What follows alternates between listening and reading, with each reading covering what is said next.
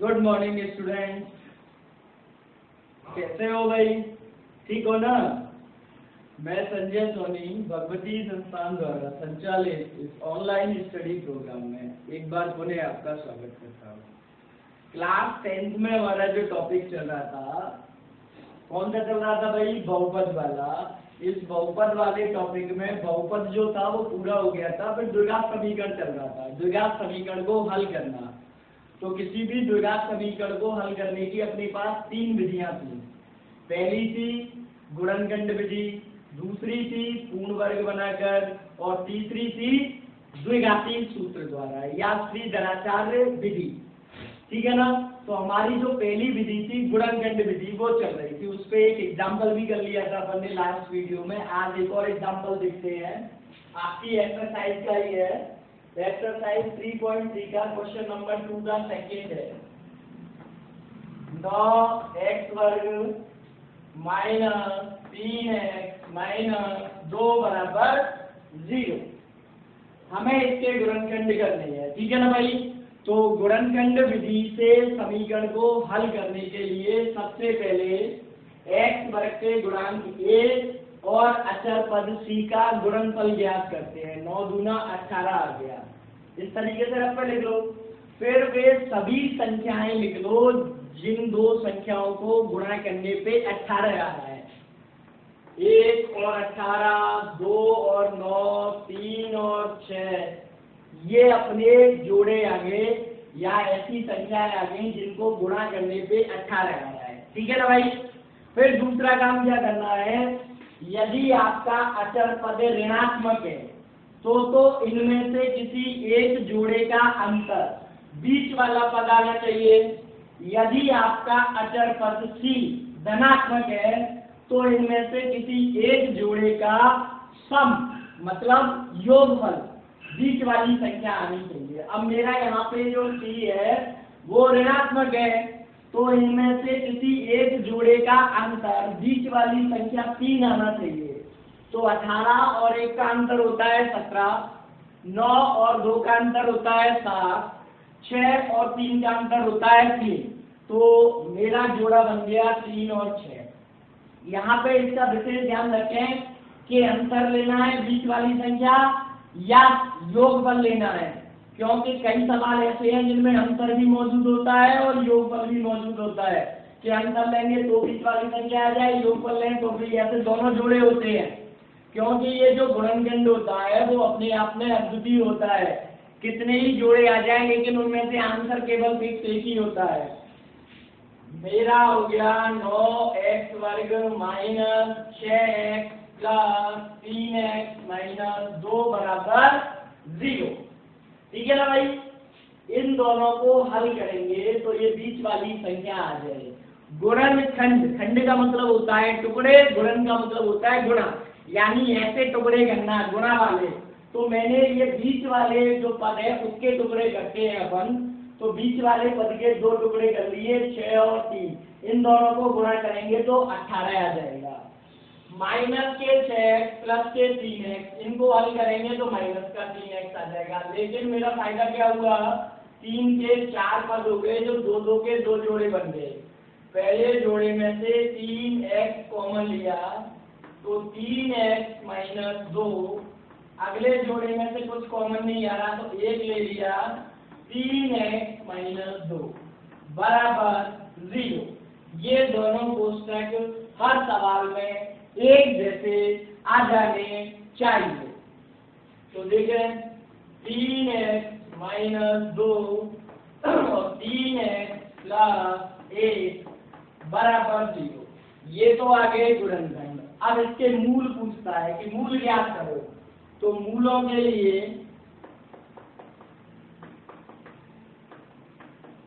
इन दोनों का गुणनफल 0 है, तो या तो ये कोष्टक 0 के बराबर होगा या ये कोष्टक 0 के बराबर होगा। तो एक बार इसको 0 के बराबर लिखा।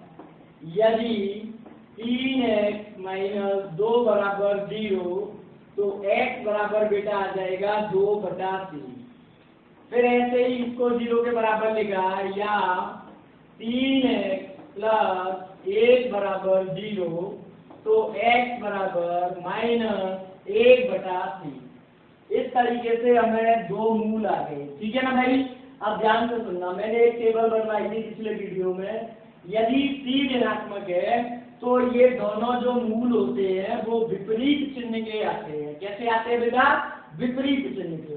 आगे विपरीत चिन्ह के फिर उसमें एक और लिखा था, यदि b ऋणात्मक है, b कैसा है? ऋणात्मक, तो जो बड़ा वाला होगा संख्यात्मक रूप से जो बड़ा होगा वो धनात्मक होगा और छोटे वाला माइनस का होगा। यदि ये b धनात्मक होता, कैसा होता? धनात्मक, तो जो संख्यात्मक रूप से बड़ा है वो ऋणात्मक हो जाता और ये छोटा वाला धनात्मक हो जाता। क्लियर है ना भाई? ऐसे ही यदि c धनात्मक होता तो ये दोनों समान चिन्ह के आते। कैसे आते? समान चिन्ह के। अगला क्वेश्चन देखें भाई,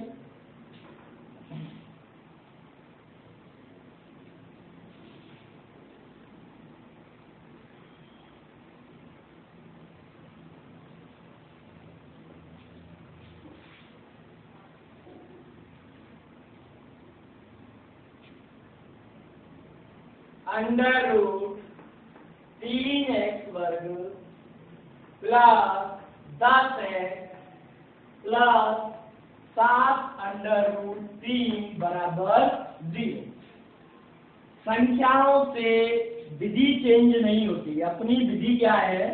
सबसे पहले अपन x वर्ग के गुणन और अचर पद का गुणनफल ज्ञात करते हैं।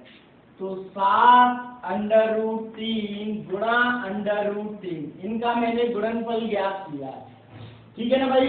तो देखो अंडर रूट 3 गुणा अंडर रूट 3, 3 बन जाएगा, तो ये हो गया 7 गुणा 3 बराबर 21, यानी इनका गुणनफल 21 आ गया। अब मैं वे सभी संख्याएं लिखूंगा जिनको गुणा करने से 21 आता है। तो ऐसी केवल दो ही संख्याएं हैं, 1 और 21, 3 और 7, जिनको भी गुणा करने पे 21 आएगा।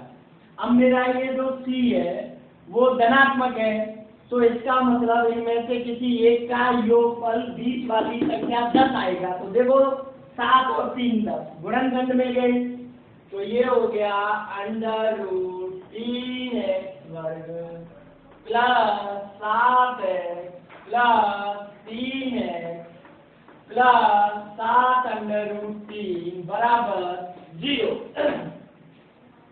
इस जोड़े में से कॉमन लिया तो x तो आता ही आता है हर बार, under root 3x plus 7।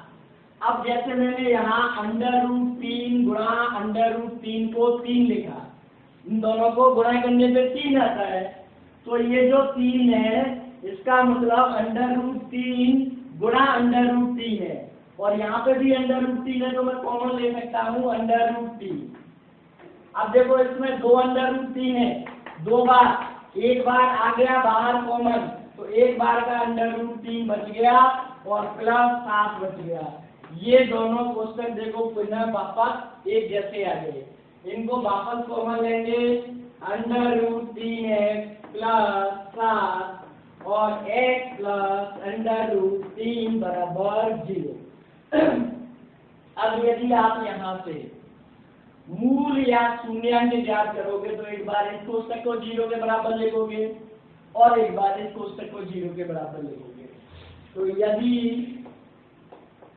Under root 3x plus 7 बराबर 0, तो x बराबर माइनस 7 बटा अंडर रूट 3 और x प्लस अंडर रूट 3 बराबर 0, तो x बराबर माइनस अंडर रूट 3। क्लियर? अब यहाँ पे देखते हैं दोनों समान चिन्ह के आए हैं, c धनात्मक है तो दोनों समान चिन्ह के आएंगे, वो मैंने इसीलिए आपको लिखाई थी टेबल, ठीक है ना भाई। अब कुछ अलग टाइप के क्वेश्चन और है, इसमें उनको भी देखें, आपकी एक्सरसाइज आज खत्म हो जाएगी। ये 3.3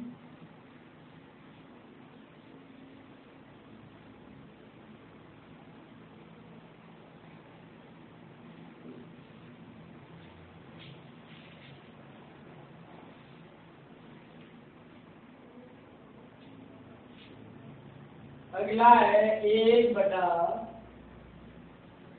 x माइनस 2 प्लस 2/(x-1)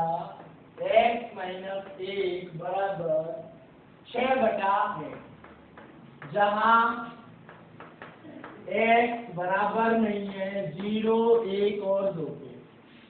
इससे कोई फर्क नहीं आएगा, इसमें केवल इसलिए लिखा है कि x बराबर 2 हो गया तो 2 - 2 0, 1/0 अनंत हो जाएगा। क्या हो जाएगा? अनंत। तो अपनी खुद की समीकरण को सही करने के लिए उसने लिखा है। इससे हल पे सवाल को हल करने पे कोई प्रभाव नहीं आएगा। ठीक है ना भाई? अब एक्चुअल में परेशानी क्या है कि ये द्विघात समीकरण ही नहीं है इस समय। अपन को है तो सही, लेकिन अपन को नहीं दिख रहा। अपन हल कैसे करेंगे? तो सबसे पहले तो इसी को हल करके एक द्विघात समीकरण बनाना पड़ेगा। अब इसको हल कैसे करते हैं? देखें, लेते लेंगे, यदि दोनों अलग अलग गुणनखंड है तो लेते जो होता है वो इनके गुणनफल के बराबर होता है। इससे भाग लगाएंगे तो x-1 बार जाएगा, उसका 1 से गुणा किया तो x-1 आ गया, प्लस x-1 से भाग लगाएंगे तो x-2 बार जाएगा, 2 से गुणा कर दिया, x-2 बराबर 6/x। अब अपन ने हल करा, x-1 प्लस 2 से गुणा कर दिया 2x-4 बटे इन दोनों कोष्टकों को गुणा कर लिया तो x वर्ग माइनस 3x प्लस 2 बराबर 6/x। ठीक है ना भाई?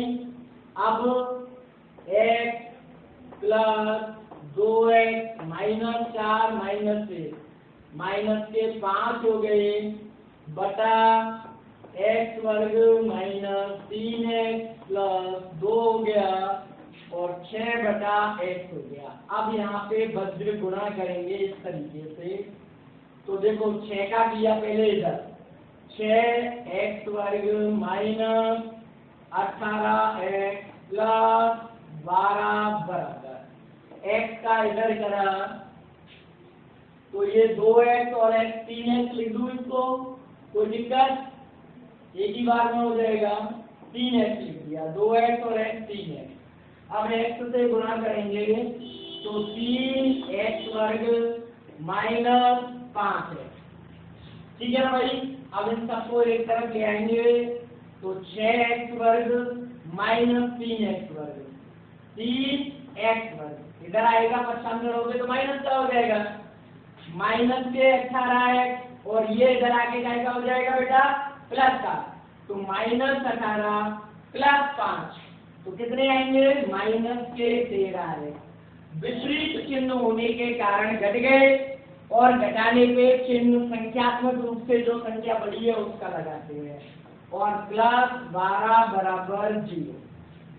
अब ये एक द्विघात समीकरण बन गया। इसके अब गुणनखंड निकालेंगे तो देखें 3x वर्ग माइनस 13x प्लस 12 बराबर, अब इसके गुणनखंड करने के लिए क्या करेंगे? सबसे पहले जो और क्वेश्चन में किया था, x वर्ग का गुणांक a और अचर पद c इनका गुणनफल ज्ञात करेंगे। तो 12 और 3 इनका गुणनफल होगा 12 या 36। ठीक है ना भाई? अब वे सभी संख्याएं लिखेंगे जिनको गुणा करने पर 36 आता है। तो देखें 1 गुणा 36, 2 गुणा 18, 3 गुणा 12, 4 गुणा 9, 6 गुणा 6। इन सबको गुणा करने पे 36 आ रहा है। अब मेरा ये कैसा है? प्लस का है। C धनात्मक होने के कारण इनमें से किसी एक जोड़े का योगफल 13 आ रहा होगा। इनका 13 है? नहीं है, 37 है। इनका योगफल 20 है, 15 है, 13 है। तो इस तरीके से मुझे ये गुणनखंड प्राप्त हो गए। ये जो गुणनखंड होता है वो अद्वितीय होता है, इनके अलावा दूसरा नहीं आएगा, केवल एक ही जोड़ा आएगा, कंफ्यूज नहीं होना है।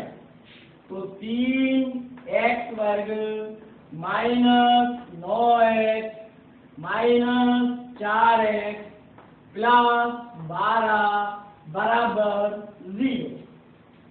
अब इन दोनों में से कॉमन लेंगे तो देखो 3x कॉमन आ गया, x माइनस 3 बचा, इसमें से कॉमन लिया -4 x माइनस 3 बराबर 0।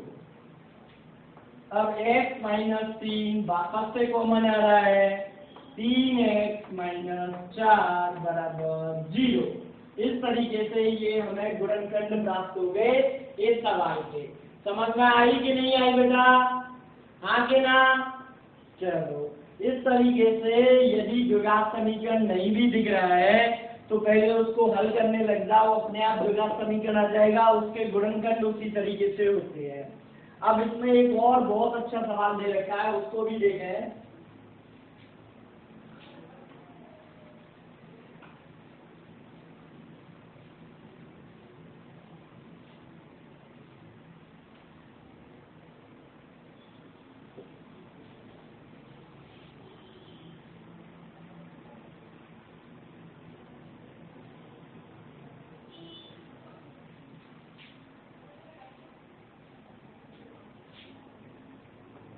4x वर्ग माइनस 4 a वर्ग x plus a4 minus b4 बराबर 0। ये सवाल हो रहा है, इसको देख लें फिर अपन खत्म कर देंगे एक्सरसाइज। तो देखो सबसे पहले मैंने 4x वर्ग का 4x वर्ग लिखा माइनस 4a वर्ग x लिखा प्लस ये जो a4 a की घात 4 माइनस b की घात 4 है, इसको अपन ने लिखा a वर्ग का वर्ग माइनस b वर्ग का वर्ग और बराबर 0। अब इसमें a वर्ग माइनस b वर्ग का फॉर्मूला लग जाएगा a plus b a minus b। 4x वर्ग माइनस 4 a वर्ग प्लस एक तो लिखा a प्लस बी और एक लिखा a माइनस बी बराबर 0। a की जगह a वर्ग है, b की जगह b वर्ग है, तो a plus B a minus B. ठीक है ना भाई? कोई दिक्कत? अब अपना प्रोसेस जो है वही रखेंगे अपन। c अचर पद ये रहा लास्ट वाला और a ये रहा, इनका गुणनफल निकाला तो क्या आ जाएगा 4 a वर्ग माइनस b वर्ग और a वर्ग प्लस b वर्ग। अब ऐसी संख्या पूछनी है जिनको गुणा करने पे तो ये आ जाए और जोड़ने पर प्लस का है ये c, जोड़ने पर बीच की संख्या आ जाए। तो 4x वर्ग, देखो सबसे पहले मैंने लिखा a वर्ग प्लस b वर्ग, ठीक है ना भाई, और प्लस a वर्ग माइनस b वर्ग। ध्यान से सुनना बस, प्लस का b वर्ग माइनस का b वर्ग कट गया, क्या बचा a वर्ग प्लस a वर्ग, 2a वर्ग हो गया। कितना हो गया बेटा? 2a वर्ग। अब मुझे चाहिए 4a वर्ग, तो मैं क्या करूंगा बाहर 2 और लगा दूंगा और x बचा x लगा दिया। अब इसको हल करने पे आ रहा है 2a वर्ग गुणा 2x, तो 4a वर्ग x, ये बीच वाला पद आ गया मेरा। गुणनखंड मिल गए a वर्ग प्लस b वर्ग a वर्ग माइनस b वर्ग बराबर 0। अब इनसे गुणा कर दिया माइनस 2x से, तो 4x वर्ग माइनस का 2 a वर्ग प्लस b वर्ग इंटू x माइनस का 2 a वर्ग माइनस b वर्ग इंटू x, गुणा कर दिया मैंने, प्लस a वर्ग प्लस b वर्ग a वर्ग माइनस b वर्ग बराबर 0। अब ये जो पहला जोड़ा है इसमें से कॉमन लेंगे, तो एक तो 2 कॉमन आ रहा है और एक x आ रहा है, एक तो यहाँ पे क्या बचा बेटा 2x बचा, और देखो इसमें से 2x कॉमन आ गया तो माइनस के केवल a वर्ग प्लस b वर्ग बचेगा ना। अब इसमें से दूसरे जोड़े में से कॉमन लेंगे, तो इसमें से देखो माइनस a वर्ग माइनस b वर्ग यहाँ पे भी है और यहाँ पे भी है, तो यही कॉमन ले लिया अपन ने, ए वर्ग माइनस बी वर्ग। तो देखो क्या बचेगा, 2 और x बचा, माइनस ए वर्ग प्लस बी वर्ग बचा, बराबर 0 बचा। अब देखो ये और ये दोनों कोष्टक एक जैसे आगे, सवाल कैसा भी हो कोष्टक एक जैसे ही आएंगे। 2x माइनस ए वर्ग प्लस बी वर्ग एक कोष्टक, और दूसरे कोष्टक में हो गया 2x माइनस ए वर्ग माइनस बी वर्ग, और बराबर में हो गया 0। अब मूलों के लिए यदि इसको 0 के बराबर लिखेंगे पहले कोष्टक को, 2x माइनस ए वर्ग प्लस बी वर्ग बराबर 0। तो यहाँ से x बराबर ए वर्ग प्लस बी वर्ग बटा 2, जिसका इधर पक्षांतर कर दिया पूरे का कोष्टक का, तो दंगा हो गया ए वर्ग प्लस बी वर्ग, फिर 2 से भाग लगा दिया। इसी प्रकार यह 2x माइनस ए वर्ग माइनस बी वर्ग बराबर 0। तो x बराबर ए वर्ग माइनस बी वर्ग बटा 2। इस तरीके से हमें समीकरण के मूल प्राप्त होते हैं, और ये आपका गुणनखंड विधि पूरी होती है। अब आपकी अगले वीडियो में अपन दूसरी विधि जो है पूर्ण वर्ग बनाकर उस विधि को पढ़ेंगे। जब तक के लिए आप ये एक्सरसाइज 3.3 प्रश्नावली को कंप्लीट करेंगे। उसमें से ही मैंने आज ये सभी सवाल कराए हैं, 2-4 क्वेश्चन रह गए हैं, वो आपको करने हैं। ठीक है ना भाई, कोई दिक्कत? जब तक के लिए धन्यवाद।